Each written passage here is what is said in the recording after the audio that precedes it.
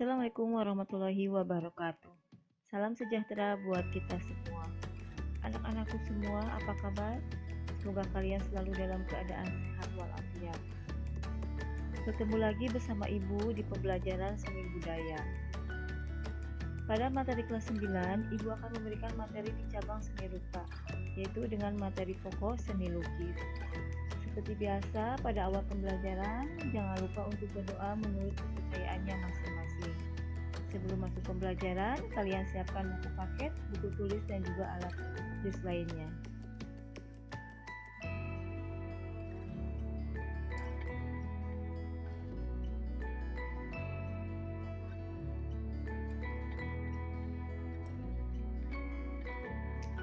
Oke, kita masuk pada pembelajaran seni lukis.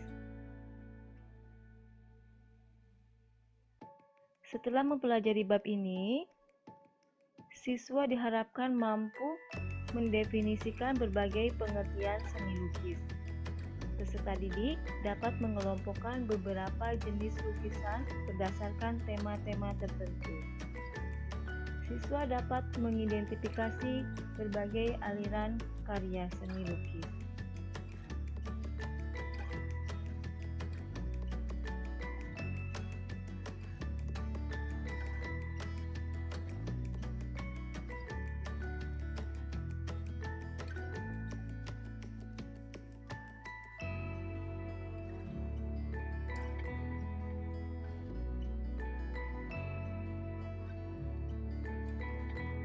Apa perbedaan seni lukis dan melukis? Seni lukis merupakan salah satu cabang seni rupa yang berdimensi 2 dan sebuah pengembangan yang lebih utuh dari menggambar. Sedangkan melukis merupakan kegiatan mengolah medium 2 dimensi atau permukaan dari 3 dimensi untuk mendapatkan kesan tertentu.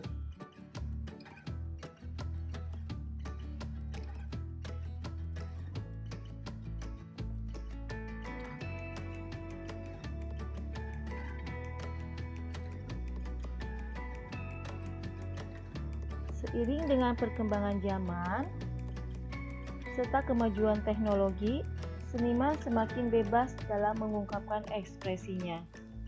Namun, kegiatan yang melibatkan ekspresi, emosi, serta konsep bisa dikelompokkan dalam tujuan berkarya seni lukis. Nah, di antaranya tujuannya itu tujuan religius, tujuan kritik sosial, tujuan ekspresi, dan tujuan komersil. Nah, tujuan religius itu merupakan berkarya seni untuk tujuan yang sudah berlangsung sejak zaman nenek moyang. Nah, lukisan ini mendekatkan diri dengan Sang Pencipta sebagai pelindung dan penjaga pengampun dosa. Yang kedua, ada tujuan kritik sosial. Nah, kesenjangan sosial, peristiwa politik, ketidakberdayaan, serta perilaku kehidupan lain yang terjadi dalam masyarakat bisa menjadi ide dalam berkarya seni lukis. Nah, objek lukisannya bisa dengan simbol-simbol atau perumpamaan yang bisa dikaitkan dengan peristiwa. Nah, yang ketiga, ada tujuan ekspresi.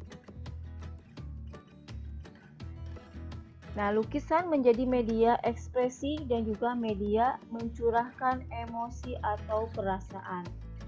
Nah, coretan garis dan warna merupakan perwujudan dari dorongan emosi dan gejolak jiwa pelukisnya. Nah, sehingga penikmat karya seni tidak hanya mengutamakan keindahan semata. Lukisan ini menampilkan ekspresi yang sempurna, yaitu gejolak-gejolak hawa nafsu, serta bisikan seperti membuat topeng-topeng yang mengelilingi kehidupan manusia. Yang keempat, tujuan komersial. Seringkali kita lihat lukisan yang dijual di pinggir jalan dengan warna mencolok dan kebanyakan didominasi oleh lukisan pemandangan. Nah, tujuan penciptaan lebih mengutamakan aspek komersil sehingga bentuk dan gaya lukisannya cenderung mengikuti selera pasar. Tema adalah gagasan, ide atau pokok pikiran yang ada di dalam sebuah karya seni, baik dalam bentuk karya seni rupa 2 dimensi maupun seni rupa 3 dimensi. Tema-tema di dalam pembuatan karya seni rupa antara lain ada tema manusia dengan dirinya sendiri, manusia dengan manusia yang lain, manusia dengan alam sekitarnya, manusia dengan alam benda, manusia dengan aktivitasnya, dan manusia dengan alam hayal. Tema-tema tersebut bisa dijadikan sebuah karya seni. Nah, karena setiap manusia itu memiliki sudut pandang yang berbeda-beda di dalam menjalani hidup ini. Nah, begitu pula saat kita membuat suatu lukisan. Masing-masing memiliki sudut pandang yang berbeda-beda.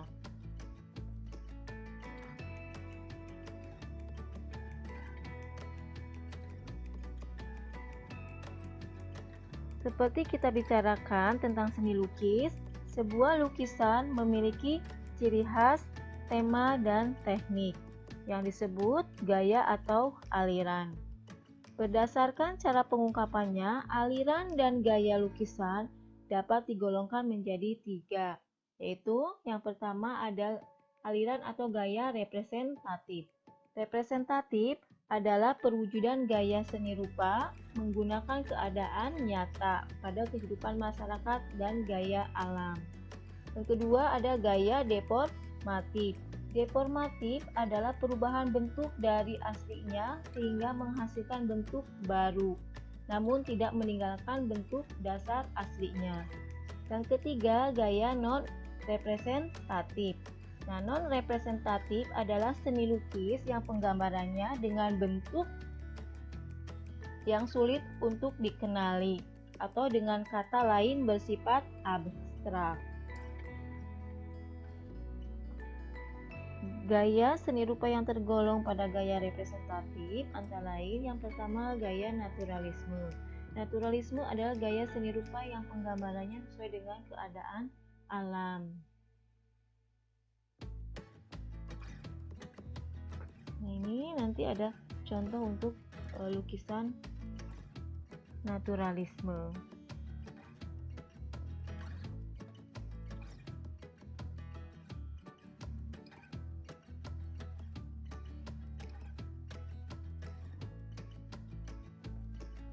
Yang kedua ada gaya romantisme.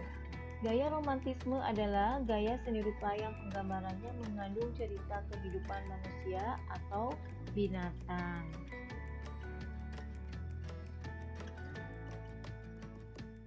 Nah, ini contoh lukisan untuk gaya romantisme.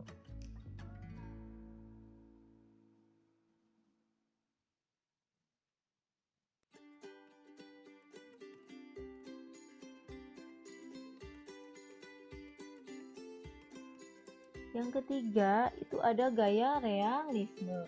Gaya realisme adalah gaya seni rupa yang penggambarannya sesuai dengan kenyataan hidup.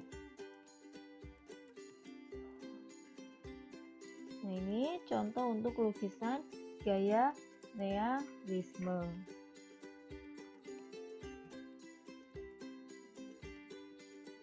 Sedangkan gaya seni rupa yang tergolong pada gaya deformatif, yaitu yang pertama itu gaya surrealisme, yaitu gaya seni rupa yang penggambarannya melebih-lebihkan kenyataan.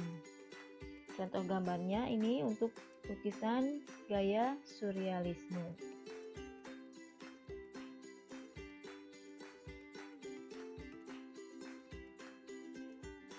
Yang kedua itu ada gaya impresionisme. Gaya impresionisme adalah gaya seni rupa yang penggambarannya sesuai dengan kesan objek sesaat.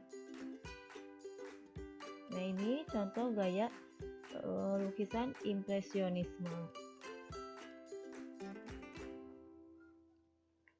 Yang ketiga itu gaya ekspresionisme. Gaya ekspresionisme adalah gaya seni rupa yang penggambarannya sesuai dengan keadaan jiwa perupanya, yang spontan. Jadi di sini kalau ekspresionisme itu yang spontan itu berdasarkan ungkapan jiwa perupanya. Nah, ini contoh untuk lukisan ekspresionisme. Nah, selanjutnya itu ada gaya kubisme. Gaya kubisme adalah gaya seni rupa yang penggambarannya berupa bidang persegi 4 atau bentuk dasarnya adalah kubus. Nah, ini contoh untuk lukisan kubisme.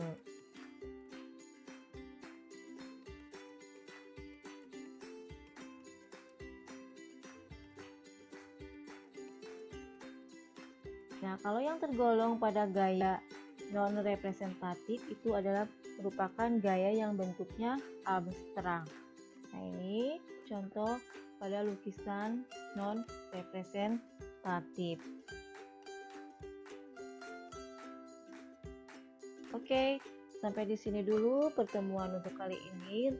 Cukup sekian, sampai di sini dulu. Mudah-mudahan kalian dapat memahaminya semua materi yang disampaikan. Sampai ketemu lagi untuk